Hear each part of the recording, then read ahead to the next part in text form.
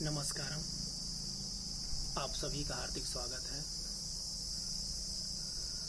आज हम महर्षि पतंजलि कृत योग सूत्र के बारे में सामान्य जानकारी प्राप्त करेंगे। उसकी संरचना कैसी है, किसके बारे में बताया गया है, उसका मूल विषय क्या है, इसके बारे में हम थोड़ा सा जानकारी प्राप्त करेंगे। यह ग्रंथ योग दर्शन का मुख्य ग्रंथ है। योग दर्शन षड दर्शनों के अंतर्गत आता है। षड दर्शन में सांख्य दर्शन, योग दर्शन, न्याय दर्शन, वैशेषिक दर्शन, मीमांसा दर्शन और वेदांत, जिसे पूर्व मीमांसा और उत्तर मीमांसा भी कहते हैं। इस प्रकार ये 6 दर्शन है। इन 6 दर्शनों में सबसे ज़्यादा चर्चा योग दर्शन की जाती है। योग के विद्यार्थियों में और शिक्षकों में योग दर्शन का बहुत प्रभाव है, या यह कहें कि इसमें विद्यार्थी की और शिक्षक की भी अधिक रुचि रहती है। तो आज इस ग्रंथ के बारे में हम थोड़ा सा जानकारी प्राप्त करेंगे। पहले हम इसकी संरचना के बारे में देखते हैं। इस ग्रंथ को मुख्य 4 भागों में विभाजित किया गया है, या हम कहें कि 4 अध्यायों में ये विभाजित है, जिसको पाद बोलते हैं। इन चारों पादों के नाम हैं समाधि पाद, साधन पाद, विभूति पाद और कैवल्य पाद।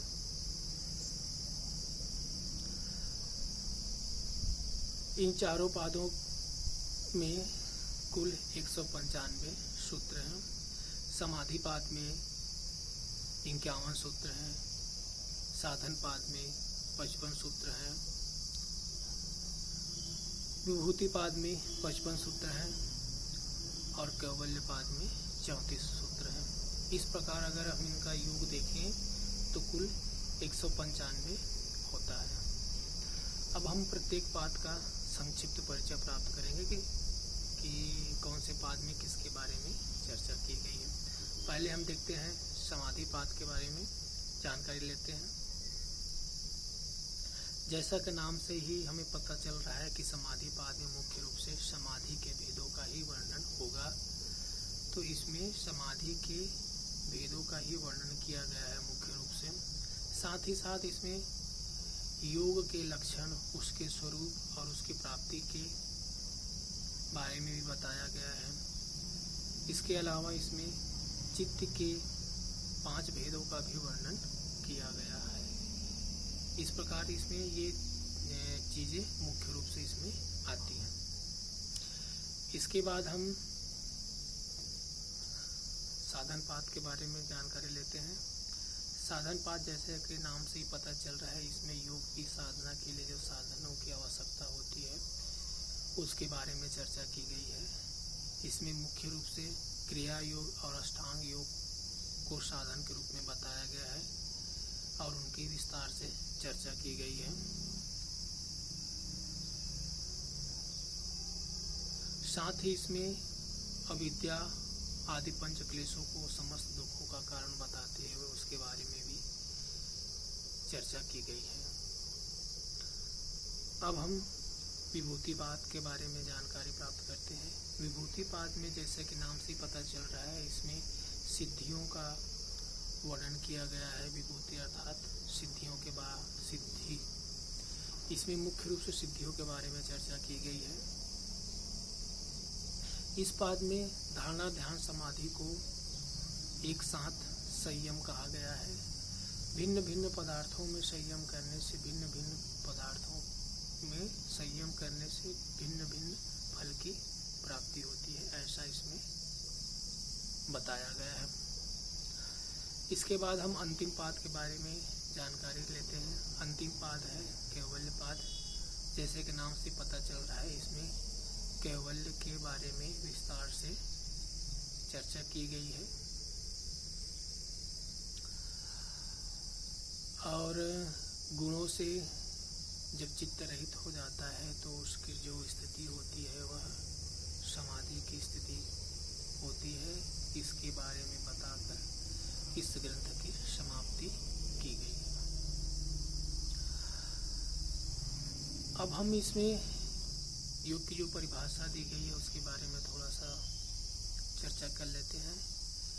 योग सूत्र में जो योग की परिभाषा दी गई है वह है योगस चित्त वृत्ति निरोधः, अर्थात चित्त की वृत्तियों का निरोध ही योग है। जब साधक के चित्त की वृत्तियों को निरोध हो जाता है तो उसे क्या मिलता है या उसे कौन से फल की प्राप्ति होती है, तो आगे सूत्र में महर्षि पतंजलि कहते हैं तदा द्रष्टु स्वरूपे अवस्थानम, तब साधक को उसके स्वरूप की प्राप्ति हो जाती है। तो यहाँ पर चित्त की वृत्तियों के निरोध को योग कहा गया है। जब चित्त की वृत्तियों का निरोध हो जाता है तो उसका जो फल होता है स्वरूप की प्राप्ति, जिसे यहाँ कहा गया है, अर्थात उसे कैवल्य की प्राप्ति हो जाती है। स्वरूप की प्राप्ति होना मतलब साधक अपने वास्तविक स्वरूप को जान जाता है, जो वास्तव में वह है, न कि शरीर मन बुद्धि इंद्रिय से जो उसका संबंध रहता है, इनसे वह अपने आप को पृथक महसूस करता है, अलग महसूस करता है। वह अवस्था ही कैवल्य की अवस्था कहलाती है। अब हम इस ग्रंथ में जैसा कि हमने परिभाषा देखा चित्त की वृत्तियों का निरोध ही योग है, तो इस चित्त की वृत्तियों के निरोध के लिए महर्षि पतंजलि ने अपने इस ग्रंथ में 3 साधनों का मुख्य रूप से वर्णन किया है। जो है पहला साधन है अभ्यास वैराग्य। अभ्यास वैराग्य रूपी साधन उच्च कोटि के साधक के लिए है, जिनकी योग की साधना पूर्व जन्म में से होते हुए आ रही है। कुछ कारणों से वह साधना उनकी पूर्ण नहीं हो पाई, तो इस जन्म में उनके लिए यह साधन ज़्यादा प्रभावशाली होता है कि उनको शुरू से योग की साधना नहीं करनी पड़ती। तो वे साधक अभ्यास और वैराग्य रूपी साधन से ही अपनी योग की साधना प्रारंभ करते हैं और कैवल्य की प्राप्ति करते हैं। दूसरा साधन है क्रिया योग का। क्रिया योग में मुख्य रूप से तप स्वाध्याय ईश्वर प्राणिधान, तप स्वाध्याय ईश्वर प्राणिधान, ये 3 साधन इसमें आते हैं। जो मध्यम कोटि के साधन है, जिन्होंने इस जन्म में योग की साधना आरंभ कर ली है और कैवल्य की प्राप्ति करना चाहते हैं, उनके लिए साधन बताया गया है कि वो क्रिया योग को साधन के रूप में अपनाएं। और तीसरा साधन जो है वो है अष्टांग योग। अष्टांग योग अधम कोटि के साधक के लिए बताया गया, जिन्होंने भी योग की साधना आरंभ नहीं की है, लेकिन वो जिज्ञासु हैं, इसका आरंभ करना चाहते हैं, योग की साधना को आरंभ करना चाहते हैं, तो उनके लिए अष्टांग योग का वर्णन किया गया, जिसमें है यम नियम, आसन, प्राणायाम, प्रत्याहार, धारणा, ध्यान और समाधि।